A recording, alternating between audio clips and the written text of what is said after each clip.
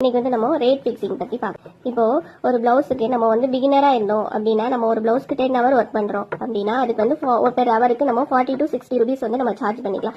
அப்போ 10 hour work பண்றோம்னா அப்போ 400 rupees வரும். அப்படி இல்லாம நம்ம கொஞ்சம் ஸ்பீட் வருது அப்படின்னா பெர் ஹவருக்கு நம்ம 100 rupees வரைக்கும் கூட நம்ம சார்ஜ் பண்ணி கால்குலேட் பண்ணிக்கலாம். அதுக்கப்புறம் மெட்டீரியல் சார்ஜஸ் எப்படி நம்ம கால்குலேட் பண்ணணும் அப்படின்னு அந்த பிளவுஸுக்கு நம்ம எவ்வளவு ஸ்பெண்ட் பண்றோமோ அதை தான் வந்து நம்ம வந்து கால்குலேட் பண்ணணும்.